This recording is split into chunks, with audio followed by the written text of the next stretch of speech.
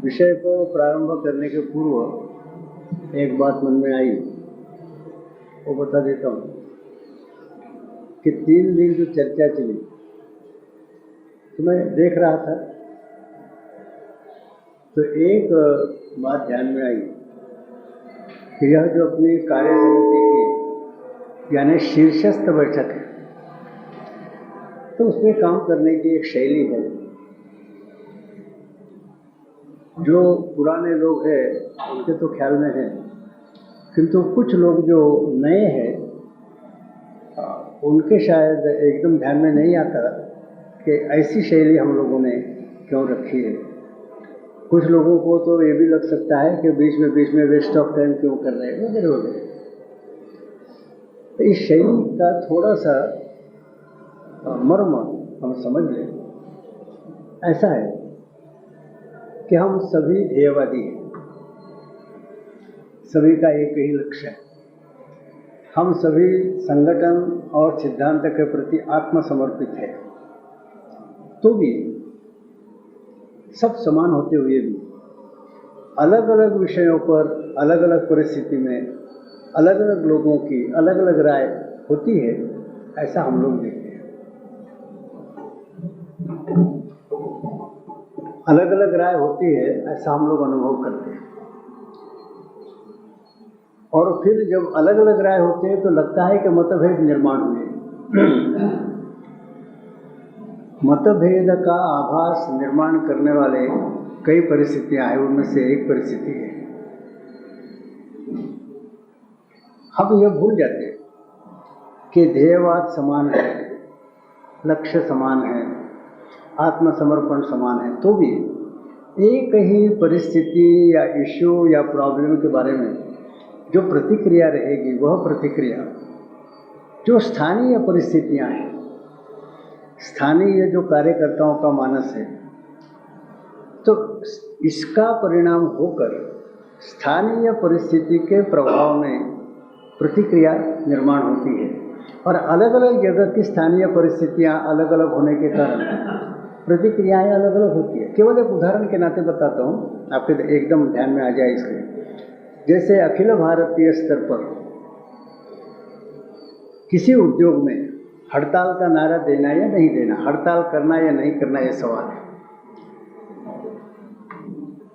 आपको क्या लगता है कि सभी का अभिप्राय समान रहेगा? नहीं रहेगा, क्योंकि किसी भी उद्योग में हमारी शक्ति समान नहीं है सब जगह।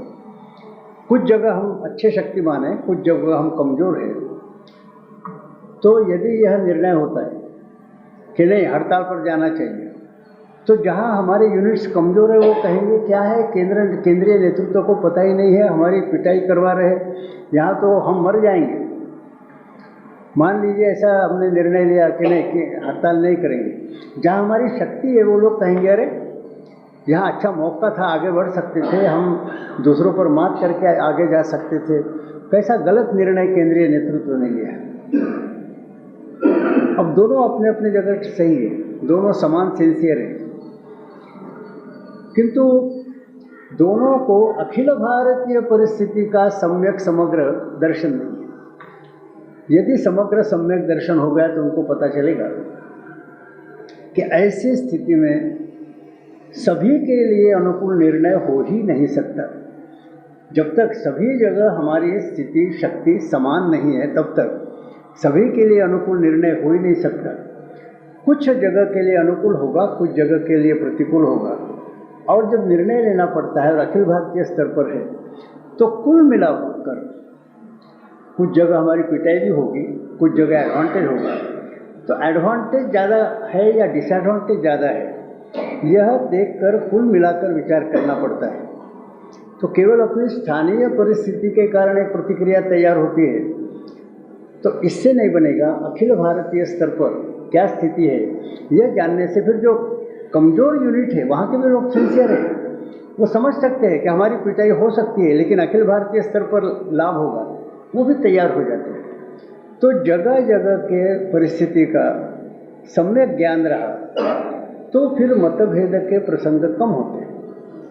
कोई भी जो निर्णय होता है व्यवहार में, सिद्धांत अपरिवर्तनीय है, वहाँ कोई समझौता नहीं। लेकिन जो व्यावहारिक स्तर के निर्णय होते हैं, ऐसा निर्णय लेना कभी भी संभव नहीं कि जिस निर्णय के कुछ न कुछ डिसएडवांटेज नहीं निकलेंगे। इसीलिए मैंने शायद परसों भी कोट किया था कि सर्वारंभा ही दोषेण धूमेनाग्निरिवावृता।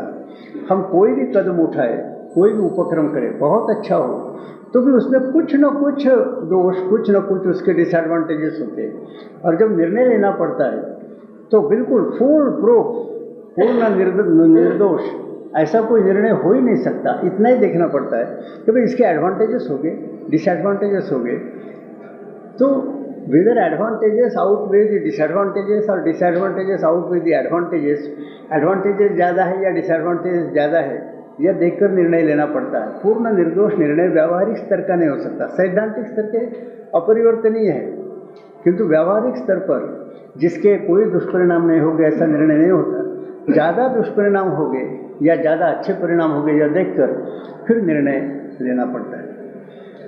तो यदि मान लीजिए किसी ने कहा कि नहीं हड़ताल पर जाना चाहिए, इसके क्या दुष्परिणाम है इसको बिल्कुल पता नहीं रहता है, ऐसा नहीं, लेकिन वो मन में सोचता है कि भाई दुष्परिणाम कम है, अच्छे परिणाम ज़्यादा है। किंतु अच्छे परिणाम ज़्यादा होने के कारण निर्णय ले रहे हैं। उस समय कोई बोलेगा तो इसके दुष्परिणाम हो गए। अब निर्णय हो गया, निर्णय हो गया तो बाहर ऐसी फैशन हो गई है आजकल कि जैसे इसके दुष्परिणाम दिखने लगते हैं तो कहना मैं तो कहता ही था, मेरी मानता कौन है। ये एक फैशन है, ऐसा नहीं है। हमने ये समझना चाहिए कि सभी पहलुओं का, सभी आयामों का समग्र चित्र हमारे सामने पहले आएगा, फिर हम विचार करें। तो यहाँ जो चर्चा होती है इसमें अलग अलग राय आती है कि नहीं आती है। किसी भी प्रश्न पर एक जगह का आदमी कहेगा नहीं ये करना चाहिए, दूसरी जगह का कहेगा ये नहीं करना चाहिए। तो इसका कारण दोनों में कोई सैद्धांतिक मतभेद ऐसा नहीं। यहाँ की परिस्थिति, वहाँ की परिस्थिति, यहाँ के कार्यकर्ताओं के ग्रुप का मानस, वहाँ के कार्यकर्ताओं के ग्रुप का मानस, इसमें अंतर है। और अपनी जो शैली है, इस शैली में क्या होता है कि विचारों का आदान प्रदान होता है, और इसके कारण जगह जगह विभिन्न परिस्थितियों में काम करने वाले हमारे कार्यकर्ता इसी विषय पर क्या क्या सोचते हैं, ये सब लोगों को पता चलता है। इसके कारण फिर अपनी राय बनाने में हमें सहायता होती है। और एक बार यदि निर्णय होता है तो फिर दूसरी भी जो बाहर की फैशन है वो हमें छोड़ना चाहिए। सभी दृष्टिकोण आ गए, सभी विचार आ गए, इनमें से कुछ न कुछ एक निर्णय लेना है, निर्णय हो गया।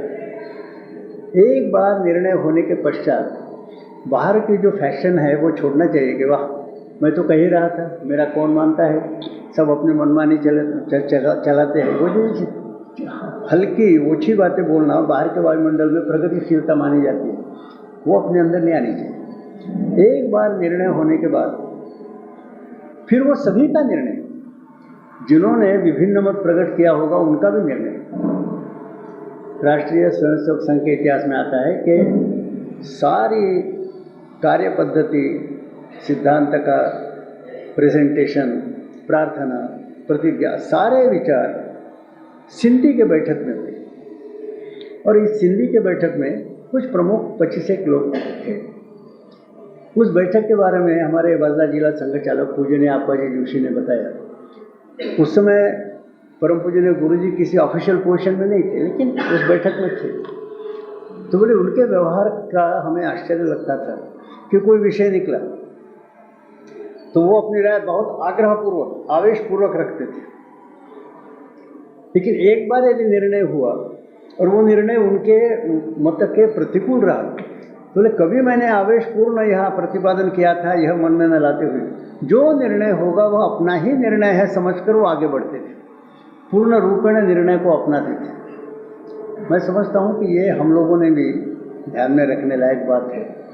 वैसे तो इस व्यवहार का अच्छा वर्णन उन लोगों के नेता ने किया है जिस नेता का अनुसरण उनके अनुयायियों ने कभी किया नहीं। वह है डॉक्टर बलराम मनोहर लोहिया। जो हम कह रहे हैं ये बहुत अच्छे शब्दों में उन्होंने रखा, उनके अनुयायियों ने कभी उसका पालन नहीं किया।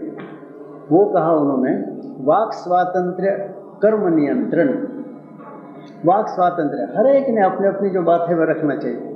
निर्णय होने के बाद कर्म नियंत्रण, लेकिन एक्शन फिर जैसा निर्णय है वैसी होनी चाहिए।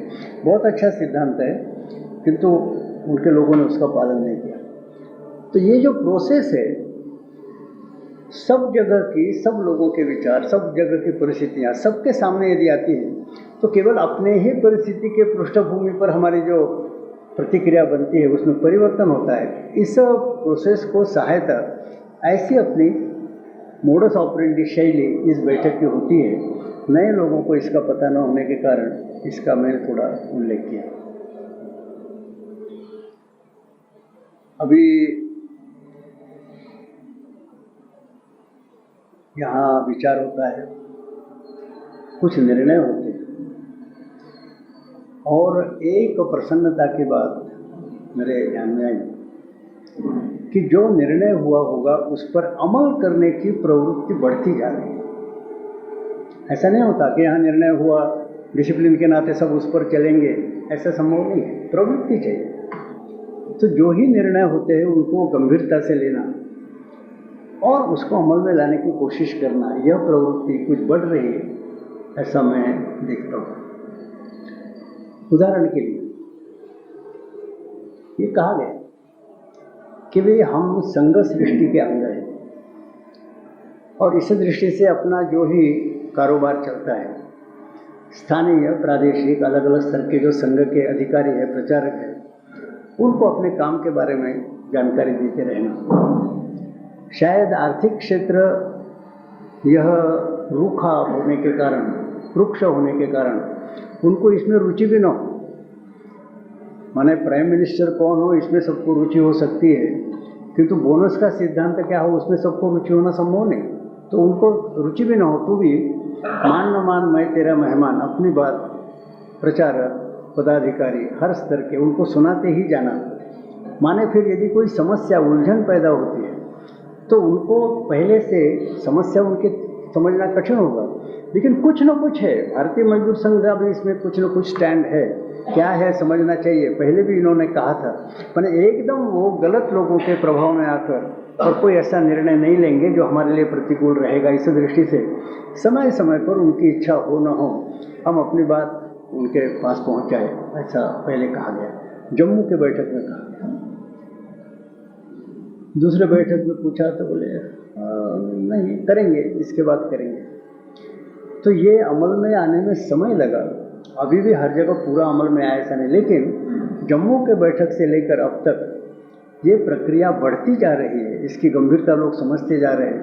प्रयास, विशेष प्रयास जगह जगह हो रहा है।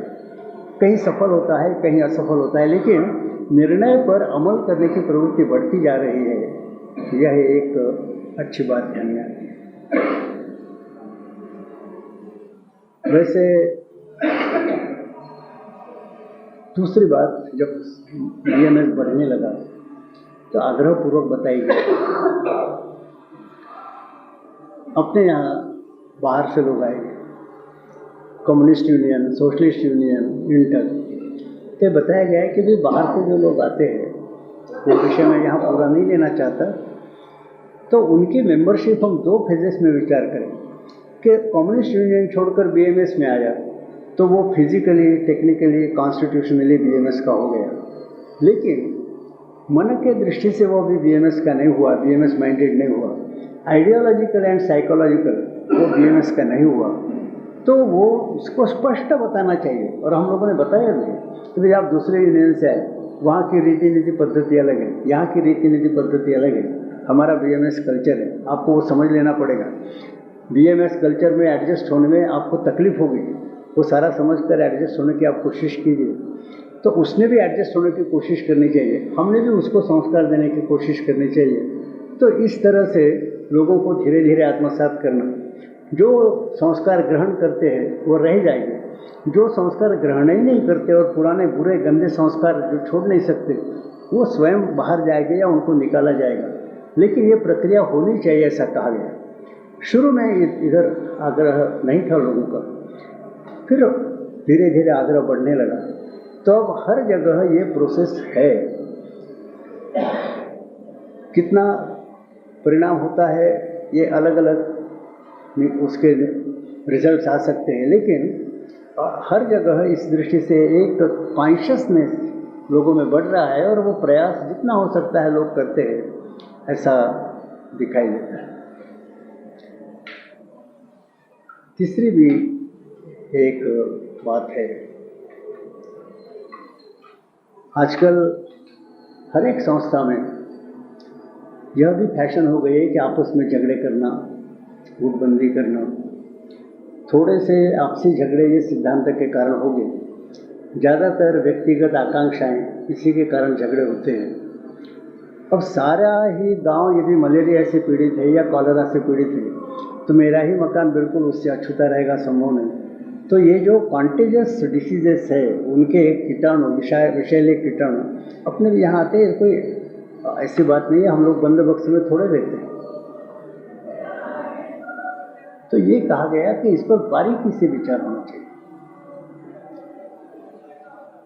और बारीकी से विचार जब आप करेंगे तो आजकल जब मैं अपने लोगों से सुनता हूँ तो ये कहते कि अपने पुराने जो अच्छे ध्येयवादी लोग थे ना, वो तो उनका तो सारा ठीक है, जो बाहर से आए ना तो वो बाहर वाले नए लोग और पुराने लोग, ऐसा ये डिफ्रेंशिएशन ऐसा बताते हैं। तो बाहर वालों के बारे में तो ठीक है, वो अलग रीति नीति पद्धति उस वायुमंडल में 10 साल रहे, 15 साल रहे, यहाँ आएंगे तो वो सारे विषैले कीटाणु लेकर आएंगे ये।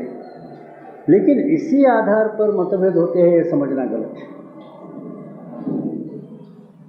बहुत बार नए आए हुए लोगों में भी दूसरे यूनियन से आने के बावजूद उनका जन्मजात उनकी अच्छाई होने के कारण कही है, लेकिन ऐसे लोग मिलते हैं कि जो अपने संस्कारों में जो लोग हैं वैसे ही वो लोग अन्य यूनियन से आए हुए भी थोड़े मिलते हैं। लेकिन दूसरे भी कि मतभेद केवल नए लोग और पुराने लोग ऐसे नहीं रहते। तो जो अच्छे हैं, ध्येयवादी है, ऐसे भी लोगों में मतभेद हो जाते हैं। अब इधर बारीकी से विचार करना हमारे लोगों ने शुरू नहीं किया अभी तक। ये यहाँ तक विचार है कि बाहर से आने वाले, गलत वायुमंडल लेकर आने वाले, फिर हमारे पुराने लोग अच्छे, नए लोग खराब, इनको कैसे दुरुस्त करना है, यही विचार अब तक है। लेकिन पुराने हैं, ध्येयवादी हैं, उनमें भी मतभेद हो जाते हैं, व्यक्तिगत आकांक्षा के कारण नहीं होते।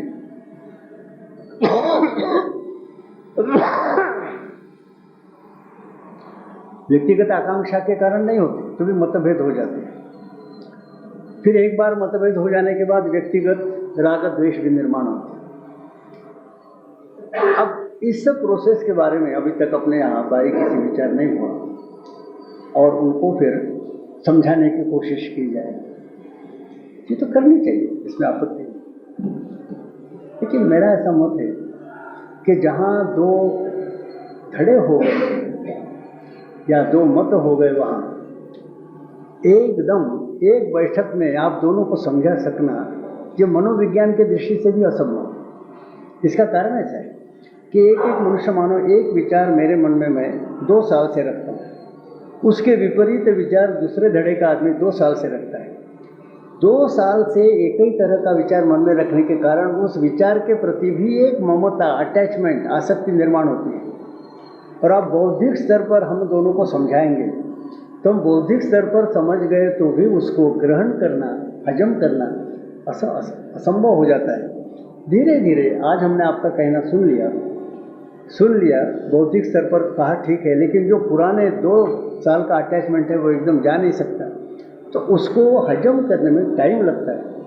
तो ये जो भावना है कि यदि 2 धड़े के लोग हैं उनको इकट्ठा करो, समझाने से लोग समझ जाएंगे, बौद्धिक स्तर पर समझेंगे, मनोविज्ञान से बात मेल नहीं खाती, समझाएंगे, समय लगेगा, उतना समय देना चाहिए।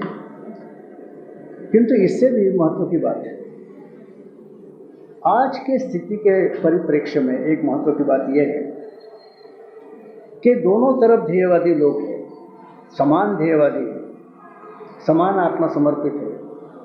और इसके कारण जैसे मैंने कठिनाई बताई कि बौद्धिक स्तर से लोग समझते नहीं, तो नई बात ग्रहण करने में समय लगता है।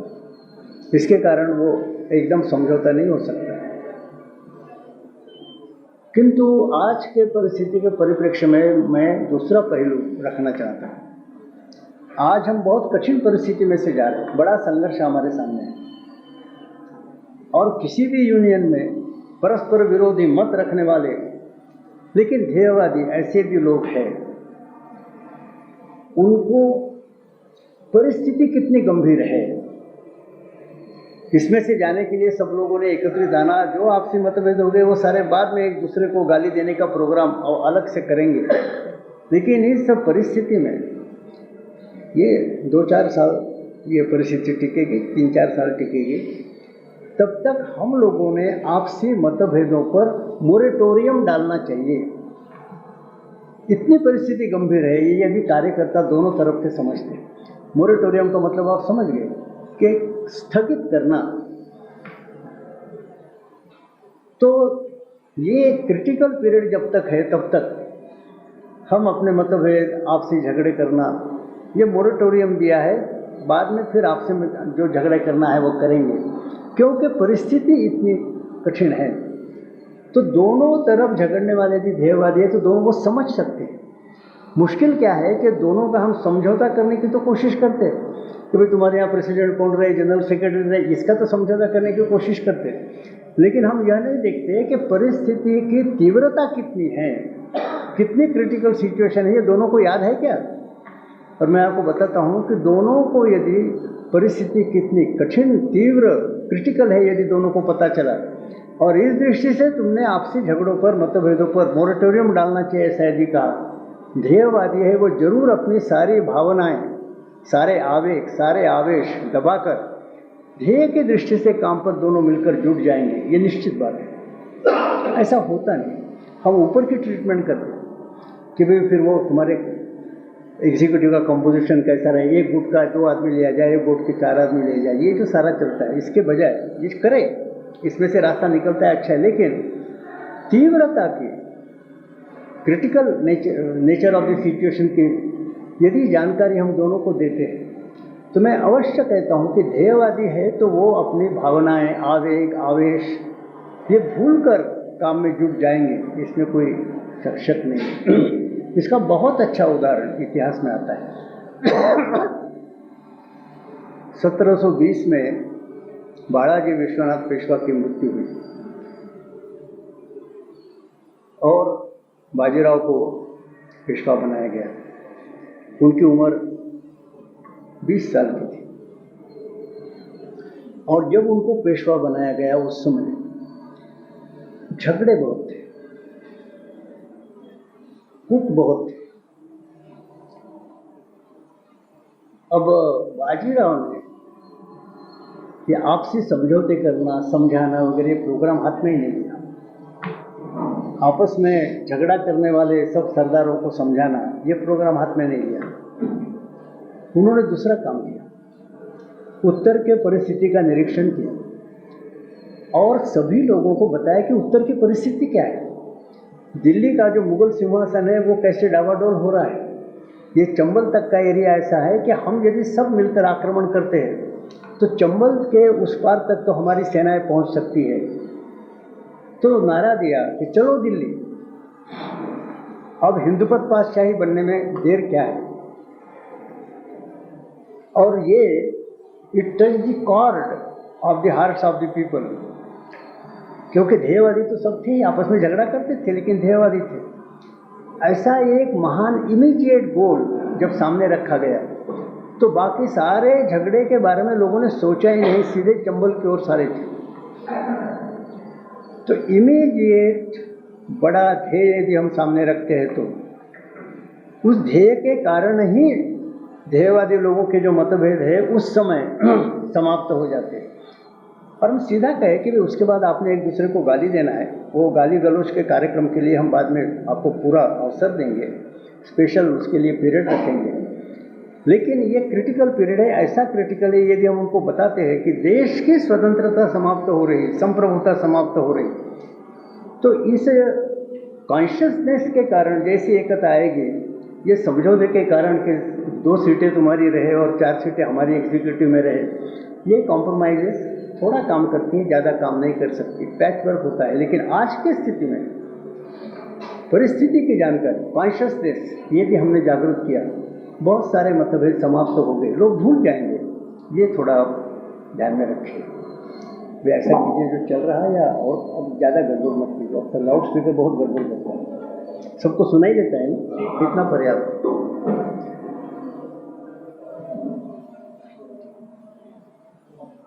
फिर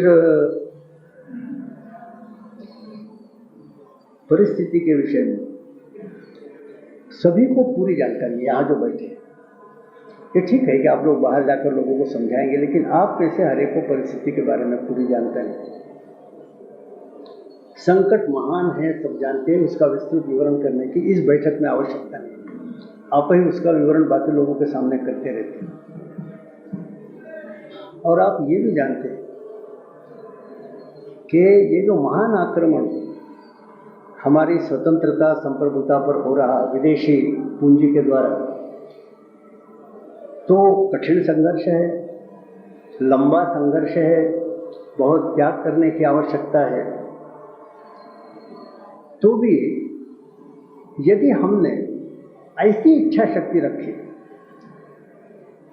कि जब तक विजय नहीं प्राप्त होती तब तक हम लड़ते ही रहेंगे, विजय प्राप्त करके रहेंगे, तो हम विजयी हो सकते हैं। और हमने यदि प्रवृत्ति रखी कि अरे यार इतनी बड़ी शक्तियां हमारे खिलाफ खड़े हैं, अब मर गए रे बाप, छोड़ो अब क्या हो सकता है, तो हम मर जाएंगे, भगवान कहेगा तथास्तु मर जाओ। ये सब जानते हैं, ये भी जानते हैं। अब ये इच्छा शक्ति प्रखर हो, प्रचंड हो, ये आवश्यक है। अब हमारे अंदर इच्छा शक्ति है कि नहीं है? अभी इच्छा शक्ति यानी इसके विषय में कुछ गलत फहमी देश के सार्वजनिक जीवन में है। वो क्या है कि कोई इशू खड़ा होता है, फिर उसके बारे में धुआंधार प्रचार होता है, उसके कारण लोग उत्तेजित हो जाते हैं, उत्तेजित होकर फिर रास्ते पर भी 1 लाख 2 लाख 4 लाख की संख्या में आ जाते हैं। हम कहते हैं कि अब लोगों की इच्छा शक्ति जागृत हुई है, वो नहीं है। यह अस्थाई है, यह जोश है, आवेश है, अस्थाई है, वो ज़्यादा दिन तक टिक नहीं सकता। बहुत बार तो जो होता है वह भी ऊपर से दिखने का ही होता है। जैसे बोट क्लब पर हमने देखा, कई दलों के, कई संस्थाओं के लोग बोट क्लब पर हजारों की संख्या में डेमोन्स्ट्रेशन करते हैं। तो एक संस्था के नेता ने हमको कहा कि आप जानते नहीं हमारी ताकत बहुत बढ़ गई। उन्होंने कहा क्या? अरे बोले सत्याग्रह कोई मामूली बात है, आज बोट क्लब पर हमारे इतने हजार लोग इकट्ठा हुए थे। मैंने कहा कमाल किया। कि हमने पूछा कि इनमें से कितने लोग ऐसे थे कि जिनको पहले से पता था कि हम जाएंगे, नारेबाजी करेंगे, भाषण करते करते अरेस्ट हो जाएंगे, पुलिस थाने में हमको ले जाएंगे, छोड़ देंगे, और दोपहर का भोजन करने के लिए हम घर में आएंगे, या समझकर अपने अपने घर के लोगों को कि दोपहर के भोजन में कौन सी सब्जी होनी चाहिए, ऐसे बताने वाले कितने लोग थे आपको पता है क्या? तो देखने लगे। प्रायः बोट क्लब में जो हजारों सत्याग्रह करते हैं वो बड़ी इच्छा शक्ति वाले नहीं होते। उनको पता है कि भोजन हमारा घर पर ही होने वाला है, पुलिस थाने से हमको छोड़ने वाले, इसलिए हजारों लोग आते हैं। अब ऐसे लोग भी छोड़ दिए, वास्तव में त्याग करने के लिए तैयार है, ऐसे लोगों की भी बात नहीं। तो भी ये जो क्षणिक का जोश है इसको इच्छा शक्ति नहीं कहा जा सकता। इच्छा शक्ति का मतलब है स्थायी, केवल जोश में आए और फिर खत्म हो गया, ऐसा नहीं। तो स्थायी इच्छा शक्ति हमारी रहे। तो आप कहेंगे कि हमारे बारे में क्या हमारी स्थायी इच्छा शक्ति रह नहीं सकती? हम ध्येयवादी नहीं है, लेकिन स्थायी इच्छा शक्ति का मजबूत आधार यदि कुछ होगा तो वह है कि हमारी खुद की समझदारी। हम समझ गए, सिद्धांत समझ गए, आदर्श समझ गए, परिस्थिति को भी समझ गए, किंतु स्थायी इच्छा शक्ति का आधार हमारे समझदारी का स्तर है। और समझदारी का स्तर इसका मतलब होता है कि जो विभिन्न आयाम है, विभिन्न पहलू है, जितने विभिन्न पहलू, जितने विभिन्न आयाम हमारे ध्यान में आते रहेंगे, उतना हमारा अंडरस्टैंडिंग बढ़ता रहेगा। और जितना अंडरस्टैंडिंग का स्तर बढ़ेगा उतनी हमारी इच्छा शक्ति स्थायी होती जाएगी। तो अपने खुद के अंडरस्टैंडिंग का स्तर बढ़ाना ये बहुत आवश्यक है। बहुत बार कार्यकर्ताओं में एक शिथिलता आ जाती है, अंग्रेजी में कहते हैं इनर्शिया। इनर्शिया यानी एक शिथिलता ऐसी आ जाती है कि भाई मैं तो सब समझ रहा हूँ, अपने यूनियन का काम अच्छी तरह से मैं कर रहा हूँ, यूनियन का काम करने के लिए जो क्षमता चाहिए वो मेरे अंदर है, अब मैंने और क्या समझ लेने की आवश्यकता है। ऐसा नहीं, अपना आत्मविकास हो इसका प्रयास हर एक व्यक्ति ने करना चाहिए, हम लोगों ने भी करना चाहिए। और आज का जो अपना अंडरस्टैंडिंग है उसको बढ़ाने की कोशिश भी हम लोगों ने करनी चाहिए। केवल उदाहरण के नाते मैं बताता हूँ, एक जगह बातचीत है तो एक अपना कार्यकर्ता बोल रहा था, तो उसने अपने यूनियन के कार्य का भी महत्व है ये बात बताई, स्वदेशी के लिए जन जागरण का महत्व है ये भी बताया। तो उससे आभास ऐसा निर्माण हुआ कि यूनियन का दिन प्रतिदिन का काम और बाहर का स्वदेशी का जागरण ये दो अलग अलग बातें हैं। दोनों बातें अच्छी हैं इसलिए हमें करना चाहिए, लेकिन इसमें कोई इंटरकनेक्शन है, इंटरलिंकिंग है ऐसा नहीं है। स्वतंत्र दो अलग अलग अच्छी बातें जो हमने करनी चाहिए। अब हमने यदि सोचा बाहर के यूनियन वाले अभी तक पुराने वायुमंडल में चल रहे हैं, 1947 से 1989 तक जो वायुमंडल था उस वायुमंडल में जो भावनाएं थी, जो विचार थे, जो प्रतिक्रियाएं थी वो उनकी अभी भी चल रही थी। अंग्रेजी में इसको हैंगओवर बोलते हैं। पुराने हैंगओवर में सारे लोग चल रहे हैं। हम भी ऐसे चल रहे हैं क्या? या वायुमंडल बहुत बदल गया है, एक संक्रमण शुरू हो गया है जिस संक्रमण में पुरानी सब बातें इर्रिलेवेंट हो रही है और ज़्यादा होती रहेगी, और इसलिए पुरानी प्रतिक्रियाएं, पुरानी भावनाएं, पुराने विचार ये नए जमाने में चलने वाले नहीं। तो नई परिस्थिति क्या है ये समझकर सोचना चाहिए। बाहर के लोग सोचने के लिए तैयार नहीं, हमारे ऊपर देश की जिम्मेवारी है। ये अभी अपने मन में विचार आता है क्या? और इस दृष्टि से हमने यदि कॉन्सेंट्रेटेड थिंकिंग किया तो आपके ध्यान में आएगा कि नई परिस्थिति में आपका यूनियन का काम और विदेशी और मल्टीनेशनल का सवाल इसमें कुछ संबंध है। भारतीय मजदूर संघ राष्ट्रवादी है, इसकी शक्ति बढ़ेगी तो स्वदेशी की शक्ति बढ़ेगी।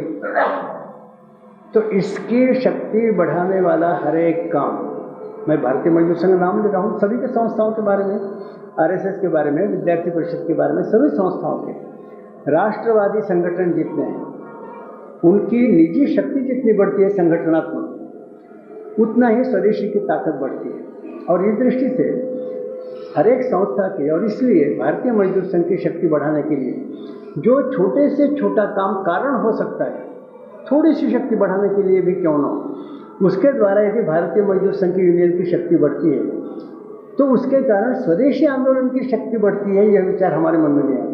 हमारे मन में वो पुराना ही है कि भाई किसी को किसी की छटनी हुई है, उसको रिट्रेंच करने की हमने कोशिश की है, वो रिट्रेंच हो गया तो मजदूर के जीवन का लाभ हुआ, यूनियन का नाम रोशन हो गया, भारतीय मजदूर संघ के लिए बड़ा क्रेडिट मिला। यहाँ तक कि हमारा विचार सीमित है।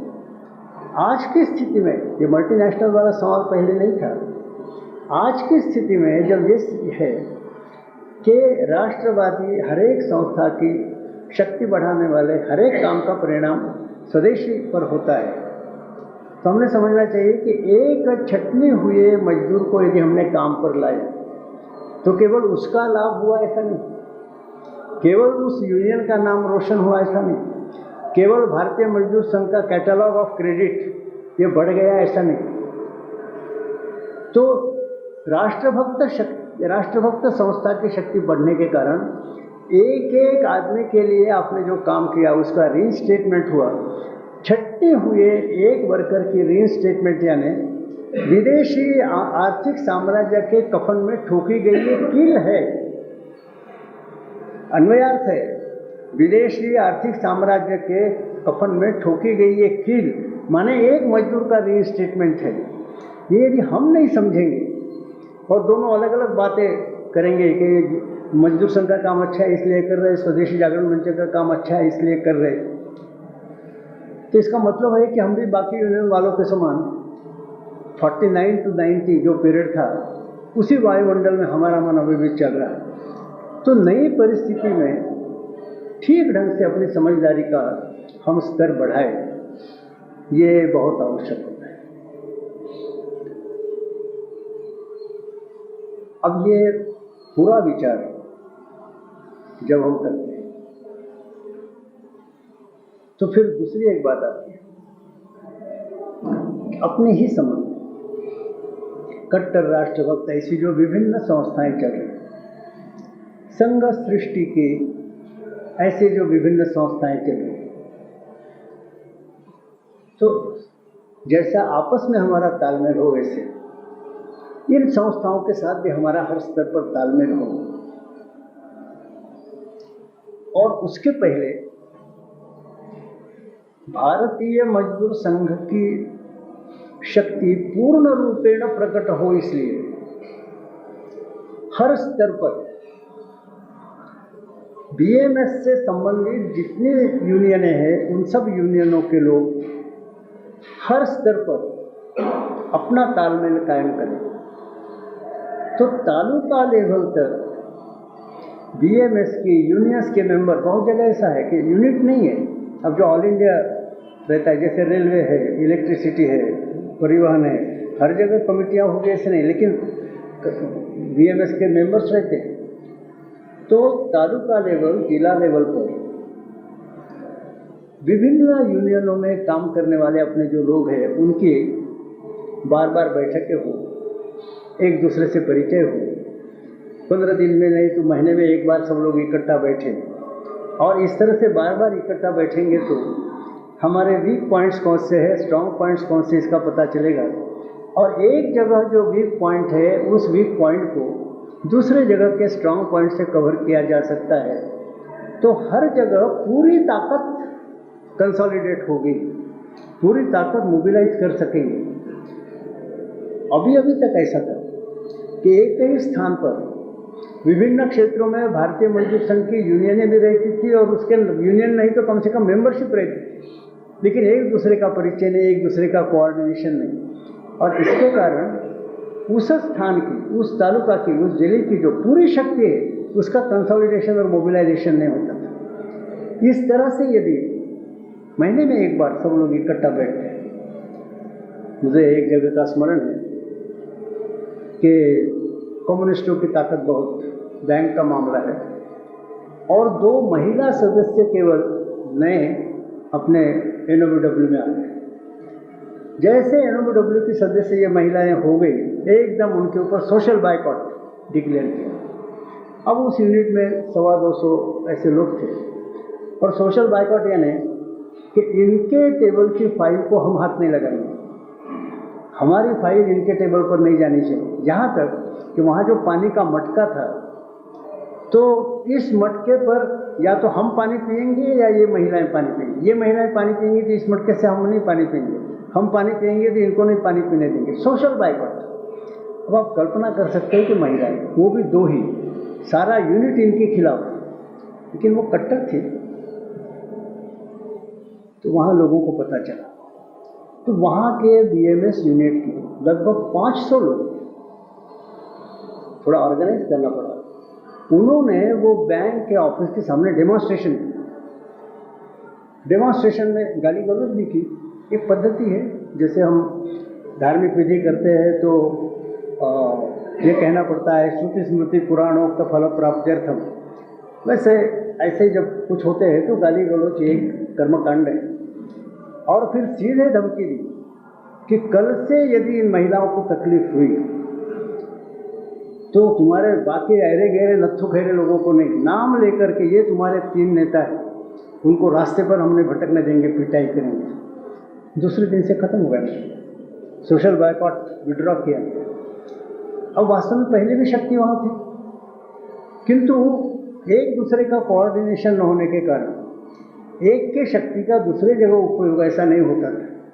तो हर स्तर पर यूनियन रहे न रहे, लेकिन अलग अलग उद्योगों के स्कैटर ऐसे भी सदस्य हैं, तो सबने महीने में एक बार इकट्ठा आने का प्रयास किया, तो एक कंसोलिडेशन, मोबिलाइजेशन शक्ति का होगा। इसके कारण सभी की शक्ति बढ़ेगी। वैसे जो विभिन्न राष्ट्रवादी सहयोगी संस्थाएं हैं, उनके साथ बीच में बैठे स्थानीय परिस्थिति के बारे में कुछ बातचीत हुई। कोई दूसरा कार्यक्रम आइटम इशू में रहा तो कम से कम इकट्ठा चाय पान करते हुए तुम्हारी तबीयत कैसी, हमारी तबीयत कैसी, मौसम कैसा है, इतना भी महीने में एक बार सब लोगों ने एक दूसरे को पूछा। तो कुल मिलाकर राष्ट्रवादी शक्ति हर स्तर पर जितनी है उसका भी कंसोलिडेशन और मोबिलाइजेशन होगा। तो जितने लोग हैं उन लोगों में से अधिक शक्ति का उदय होगा, यह बात हमारे ध्यान में आ सकती है। अब ये तुरंत करने लायक बातें हैं, पहले भी बताई गई है, और जैसे मैंने कहा ये प्रसन्नता की बात है कि पहले लिए हुए निर्णयों पर अमल करने की प्रवृत्ति कम थी, अब ज़्यादा प्रवृत्ति बढ़ती जा रही है। ये दोनों विषय जो है कि हर स्तर पर बीएमएस की शक्ति का कंसोलिडेशन और विभिन्न राष्ट्रवादी संस्थाओं के साथ कोऑर्डिनेशन, दोनों के विषय में हर जगह अधिकाधिक प्रवृत्ति बढ़ती जा रही है। पूरी तरह से काम हुआ ऐसा नहीं, लेकिन प्रवृत्ति बढ़ती जा रही है, यह भी एक आनंद का विषय है।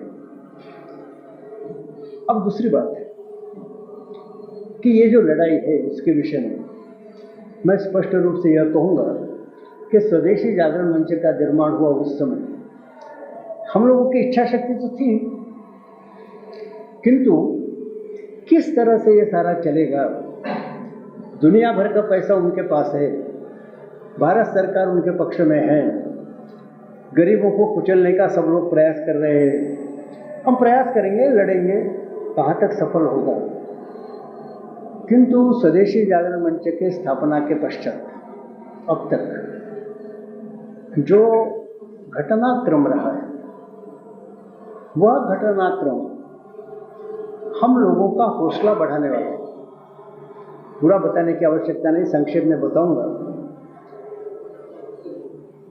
ये जो विदेशी पूंजी है उनका ऐसा प्लान था, ये मैंने बताया पहले, कि विभिन्न देशों की जनता को अंधेरे में रखना, जनता को अंधेरे में रखते हुए और उनके जो राज्यकर्ता है उनको खरीदी करना, और जनता को अंधेरे में रखते हुए जो खरीदे गए राज्यकर्ता है उनके साथ ऊपर ही एग्रीमेंट कर लेना, जिस एग्रीमेंट के कारण गोरे देशों का लाभ होगा, खासकर अमेरिका का, और बाकी लोगों की पिटाई होगी, लोग मर जाएंगे, ऐसे एग्रीमेंट्स करना।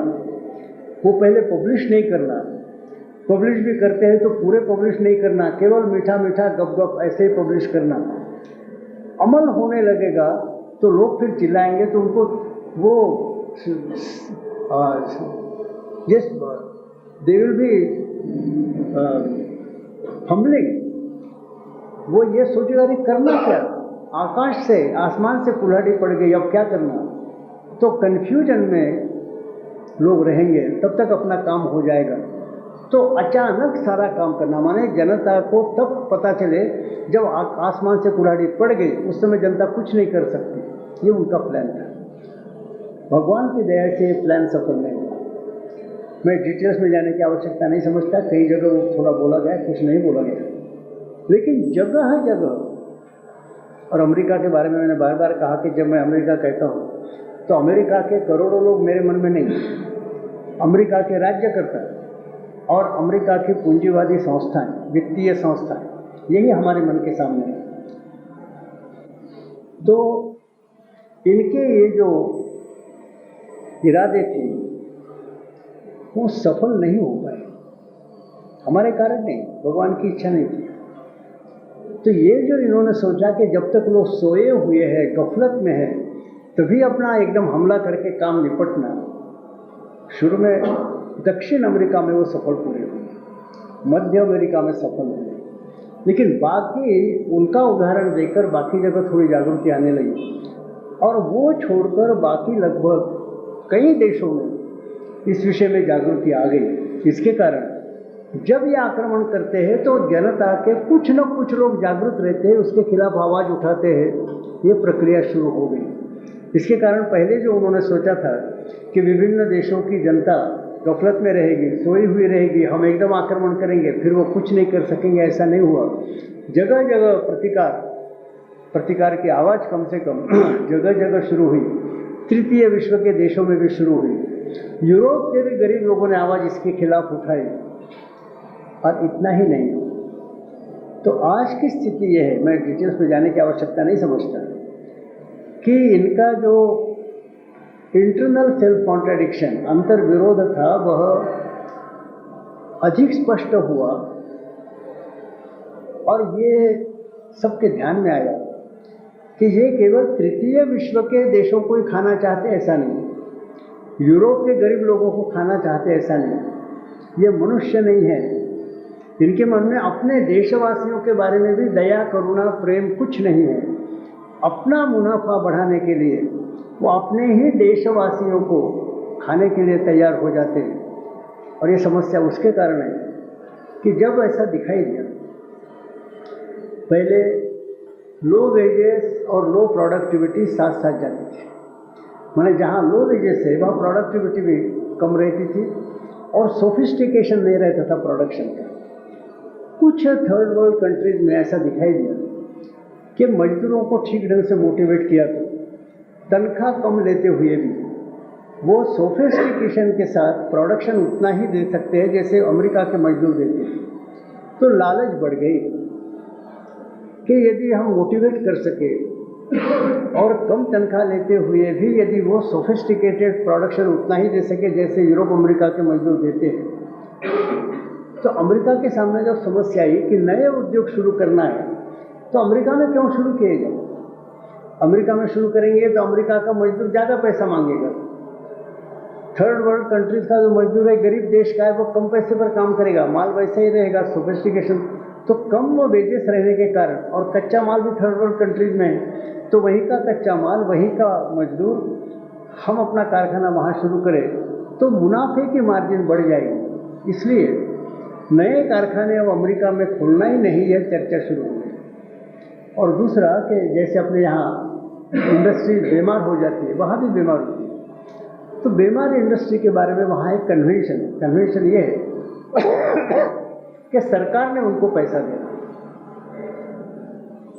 सब्सिडी जिसको बोलते हैं, और सरकारी पैसे से जो बीमार उद्योग है उसको दुरुस्त करना, ऐसी वहाँ पद्धति है। अब ये सब्सिडी बहुत देनी पड़ती है, तो सरकार के मन में विचार है कि बीमार उद्योग को दुरुस्त करने के लिए यहाँ बहुत बड़ी सब्सिडी दी। इसके बजाय ये बीमार इंडस्ट्री यहाँ से उठाकर यदि तृतीय विश्व के देश में ले जाते तो कम पैसे में मजदूर मिलेगा, रॉ मटेरियल वहाँ मिलेगा, बीमार उद्योग अच्छा भी हो जाएगा, मुनाफे की मार्जिन बढ़ेगी।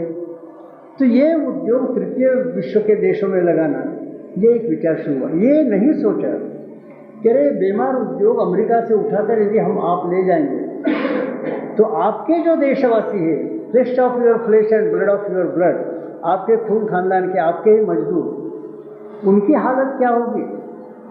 वो बेकार हो जाएगी। या नए उद्योग आपने उधर ही शुरू किए तो आपकी तो प्रॉफिट की मार्जिन बढ़ेगी, लेकिन गरीब मजदूर जिनको नई एम्प्लॉयमेंट मिल सकती है, नया जॉब मिल सकता है, वो नए जॉब से वंचित रहेंगे। ये बिल्कुल विचार नहीं।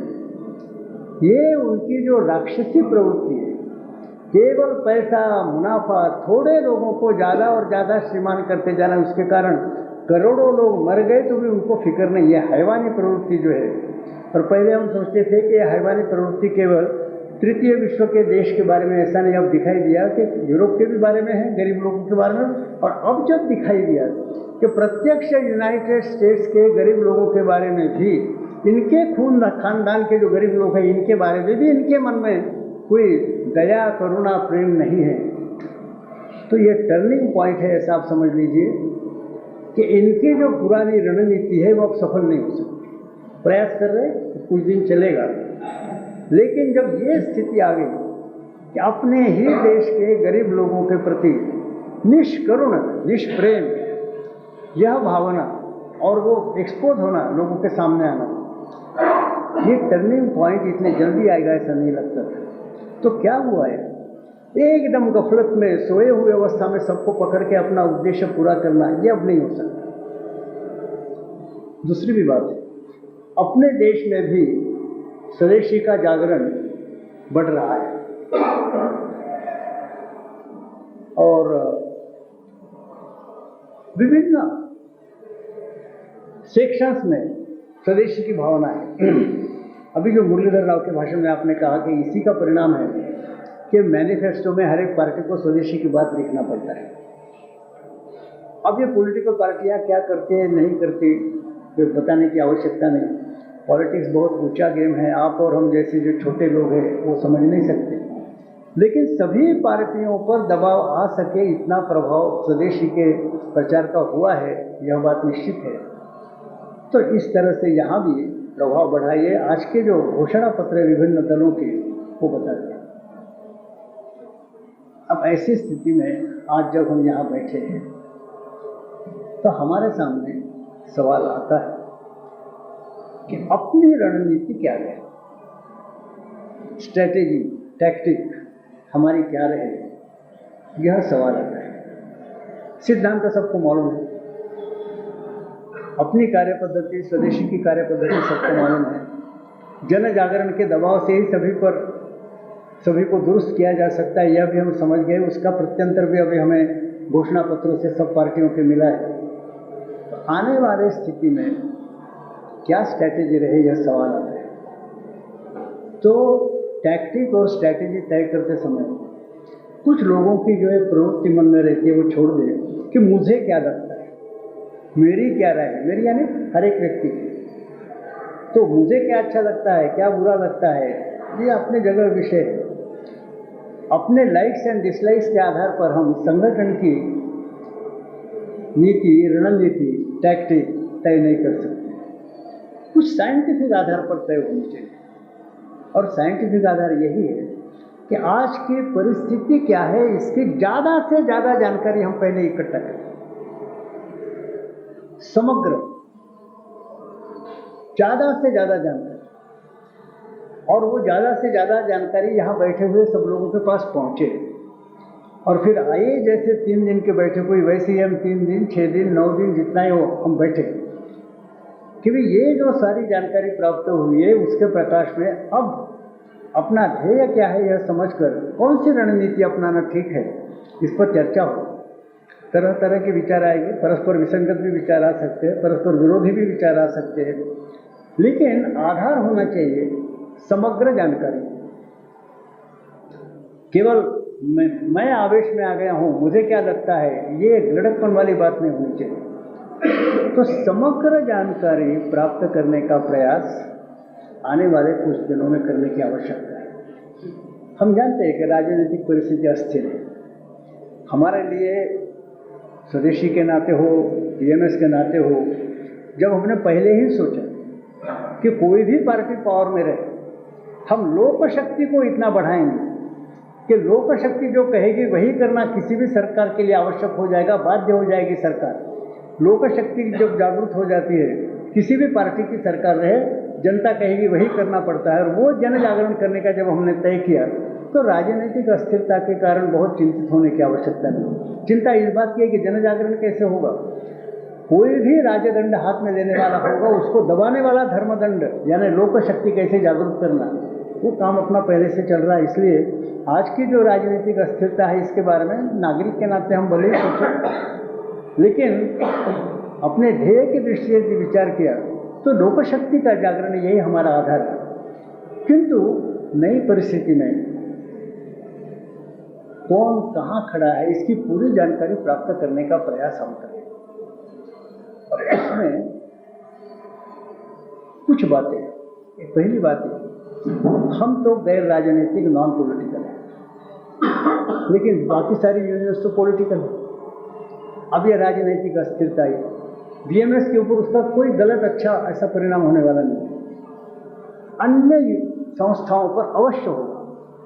इसका कारण ऐसा है कि वो camp followers of political leaders है, camp followers of political parties है। और पॉलिटिकल पार्टी का भविष्य भवितव्य जैसे उधर दिल्ली में बनता है या बिगड़ता है, उसका परिणाम पार्टी के लोगों पर होता है, उसका परिणाम इनके नेताओं पर होता है, उसका परिणाम इनके कार्यकर्ताओं पर होता है। अब नई जो परिस्थिति आई इसमें, जो विभिन्न सेंट्रल लेवल ऑर्गेनाइजेशन से या बाकी इंडिपेंडेंट से, तो इस सब परिस्थिति के कारण उनकी मानसिकता में क्या अंतर आया है, इसकी जानकारी बारीकी से लेने की आवश्यकता है। इतना ही नहीं कि बंगाल में ऐसी स्थिति तो ऐसा है और महाराष्ट्र में ऐसी स्थिति है तो वो बोलेगा, ऐसा नहीं। तो बंगाल में क्या है, महाराष्ट्र में क्या है, उत्तर प्रदेश में क्या है, सब जगह की जानकारी, और वो भी अखबार पढ़कर नहीं। तो विभिन्न संस्थाओं के जो प्रत्यक्ष कार्यकर्ता है उनके संपर्क में आकर उनकी मनस्थिति पहले कैसी थी, आज कैसी, इसकी जानकारी प्राप्त करना, और अलग अलग स्थान की जो जानकारी है वहाँ हम पुलिंग टुगेदर सब इकट्ठा की जाएगी। ये प्रोसेस इस समय आवश्यक है। और इसी दृष्टि से आने वाले कुछ महीनों के लिए सबसे महत्वपूर्ण कार्यक्रम यहाँ बैठे हुए लोगों का ये होना चाहिए कि ऑब्जर्वेशन, निरीक्षण, केवल निरीक्षण। इंटर के लोग हैं उनके ऊपर क्या हुआ, सीटू के लोग हैं उनके ऊपर क्या हुआ, इंडिपेंडेंट जो थे वो क्या सोच रहे, अलग अलग तरह की प्रतिक्रियाओं का अनुभव आपको भी होगा।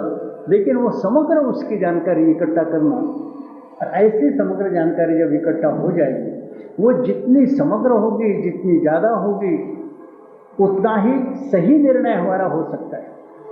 तो सही निर्णय पर आना है तो पूरी जानकारी चाहिए। तो इस दृष्टि से मानसिकता विभिन्न सेंट्रल लेबर ऑर्गेनाइजेशंस के कार्यकर्ताओं के, सदस्यों की आज मानसिकता क्या है इसकी जानकारी, इसलिए निरीक्षण, ऑब्जर्वेशन, यह एक बात है। दूसरी बात कि वहाँ राजनीतिक परिवर्तन चल रहे हैं, प्रधानमंत्री वैसे भी हमेशा आते जाते रहते हैं, लेकिन परमानेंट गवर्नमेंट मंत्री नहीं है, परमानेंट गवर्नमेंट सेक्रेटरी है, ब्यूरोक्रेट्स है, ऑफिसर्स है। तो सरकार में परिवर्तन नहीं हुआ, क्योंकि परमानेंट गवर्नमेंट तो जो 47 से चलती आई बनी है, और वास्तव में ब्यूरोक्रेट्स ही मिनिस्टर्स को चलाते हैं। ऐसे बहुत थोड़े मिनिस्टर है हर एक पार्टी में जो ब्यूरोक्रेट्स को दबाकर चलाएंगे। हर एक पार्टी में ज़्यादातर मंत्री ऐसे होते हैं कि जो ब्यूरोक्रेट्स के दबाव में आकर, क्योंकि ब्यूरोक्रेट्स को जानकारी पूरी रहती है, जिसको जानकारी नहीं रहती, और जानकारी नहीं रही तो आपत्ति नहीं, लेकिन स्टडी करने की प्रवृत्ति नहीं रहती, रात भर जागरण करके फाइल्स पढ़ना है, इतनी मेहनत लेने की प्रवृत्ति नहीं रहती, तो सेक्रेटरी के इच्छा पर ही वो काम चलाते हैं। तो परमानेंट गवर्नमेंट तो वही है। अब ये परमानेंट गवर्नमेंट जो है, इसमें मैं सब लोगों को आप लीजिए, केंद्र सरकार, राज्य सरकार, इतना ही नहीं तो विभिन्न कॉरपोरेशंस, तो सब जगह जो ऑफिसर्स क्लास है, ऑफिसर्स क्लास की मानसिकता का भी पूरा अंदाजा हमको इस समय चाहिए। अंदाजा मैंने यहाँ से बैठकर नहीं कि अब ये राजनीतिक घटना हुई तो शायद सेक्रेटरीज का मन इस तरह से परिवर्तित हुआ होगा, ऐसा नहीं। आपका सबके साथ संबंध आता है, विभिन्न दफ्तरों के लोगों के साथ संबंध आता है। तो जो माहौल बदलता जा रहा है, इसके कारण सेक्रेटरीज, ब्यूरोक्रेट्स, ऑफिसर्स, इनके मन पर क्या असर हो रहा है, क्या कुछ परिवर्तन है या नहीं है, परिवर्तन है तो किस तरह का है, ये जानकारी भी आवश्यक है। और तीसरी जानकारी कि सर्वसाधारण मजदूर अनअटैच्ड है। सारी हमारी सेंट्रल ऑर्गेनाइजेशंस सबकी मेंबरशिप वगैरह इकट्ठा की तो भी कुल जो मजदूरों की संख्या है उसके बहुत थोड़ा हिस्सा ऑर्गेनाइज लेबर का है। तो संगठित मजदूरों के, असंगठित मजदूरों की क्या प्रतिक्रिया है नए परिस्थिति में, इसकी भी पूरी जानकारी आवश्यक है।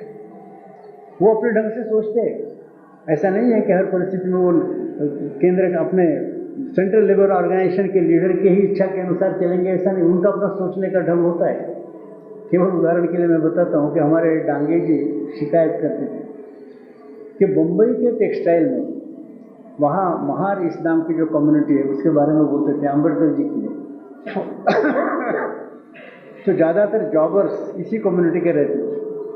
तो बोले ट्रेड यूनियन की एक्टिविटी में ये सारी कम्युनिटी मेरे पीछे खड़ी रहती है, मैं जो जो कहूँगा बिल्कुल ठीक ढंग से डिसिप्लिन के साथ उसका पालन करते हैं। लेकिन बोले चुनाव का जब समय आता है तो मेरे खिलाफ नारे लगाने का काम भी यही लोग करते हैं। मजदूरों की मानसिकता क्या है, संगठित हो असंगठित हो, इसकी पूरी जानकारी। अपने अगले बैठक तक, इस बैठक में जो कुछ निर्णय हुए, जो फाइनली निर्णय नहीं हुए वो हो जाएंगे, वो आपके पास पहुंच जाएंगे। कुछ निर्णय हुए हैं उन पर अमल करना, जो निर्णय बाद में आपके पास पहुंच जाएंगे उस पर अमल करना, ये तो काम ही है। हमेशा का जो काम है कि अपने यूनियन का काम ठीक ढंग से करना और एक एक चार्जशीट का जवाब देना, इसका भी। स्वदेशी जागरण का महत्व क्या है, तो विदेशी साम्राज्य के कफन में ठोकी गई ये कील माने आपका चार्जशीट का एक जवाब है। ये जो अन्वयार्थ है वह ख्याल में रखना। फिर स्वदेशी के बारे में जो कहा गया है तो ज़्यादा से ज़्यादा लोगों को पता चले। इसके साथ साथ अपने अगली बैठक तक कॉन्शियसली, जानबूझकर, समझबूझकर सभी परिस्थितियों का अध्ययन और जानकारी, और इसलिए निरीक्षण, ऑब्जर्वेशन, ये प्रोग्राम हम अगली बैठक तक करें। माने अगली बैठक में सारी इन्फॉर्मेशन जब पुल टुगेदर होगी उसके आधार पर और फिर चर्चा करते हुए हम अपनी अलग रणनीति क्या रहे ये तय कर सकें।